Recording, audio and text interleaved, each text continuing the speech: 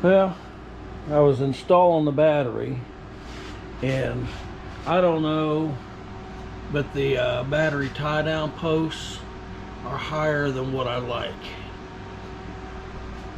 I want to cut about maybe a ½ inch off of them. So yeah, I'm going to take the battery back out. And while I've got the battery out, I want to look into, I've got a crack on from the choke lever down to right about here, and then on this side down to right about there. I want to see if I can fix that from the back side. If not, I might have to pull the dash tower and get in there and get some plastic weld on the back side of it. But that was not cracked before. I had to do a bunch of repair down here. I see I got another crack going there. And I had to repair it on this side, and I got a little bit of a crack there. So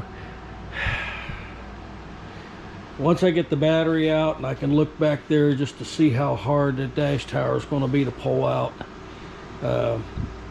I may or may not, I may just leave it and add it to my list of things to do for next year, or I may get in there and go ahead and fix that because it's pretty prominent. Darn. Okay, so I'm looking inside the dash, and I'm thinking it wouldn't be that hard to remove except for the throttle and choke cable. I'd have to disconnect them from the engine. But yeah, I'm not seeing a way I can get in back here to work on them cracks. So my thought for now is to drill small holes right at the end of these cracks, and then take some high quality super glue and just fill that crack in from this side, at least temporarily, to stop it from going any further. Not a lot I can do up here at the beginning of it, but I can stop it down here at the end. Yeah, I think that's what I'll do. A couple small holes and just kind of fill it in, put a little super glue on it, and then I can always take some emery, or I'll wipe it down, and that should hold it at least for a while until I get the gumption to pull this whole dash out again. Okay, I went ahead and installed the other piece of the grill there, so you can see how it would interfere with the snowblower belt. But yeah, we're just going to put that on there so I don't lose it.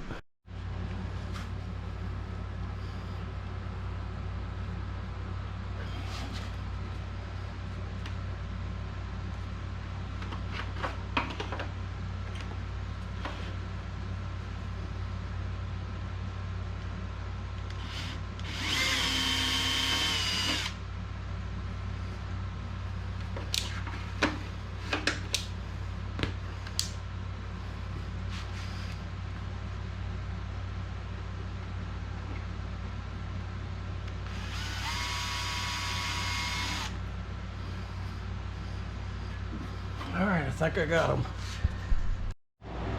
All right, well, that's drying up. I don't know if I want to do a second coat or not, but that should hold it there until I can remove the dash after the show and do a proper repair on the back side, and then we'll sand this down. And yeah, I think that'll do for now. It's still drying. Got a little bubble right there. Yeah, well, probably wasn't smart, but yeah, I think that's going to be fine. Let me go ahead and just wipe that real quick.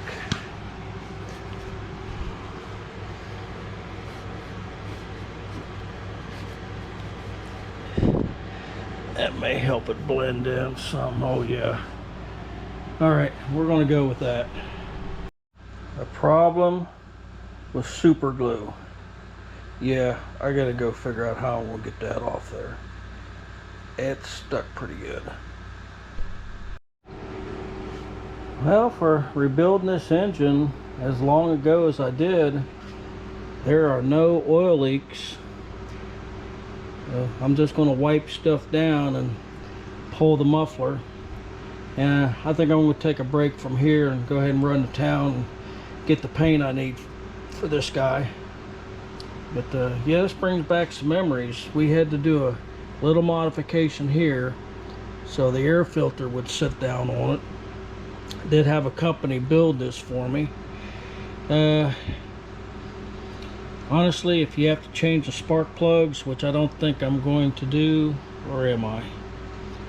Let me think about that, because to change the spark plug I shouldn't have put the battery in, but I think I can get to it straight down there. So yeah, let me I'm going to pull a plug too and take them with me and maybe get some new spark plugs for it.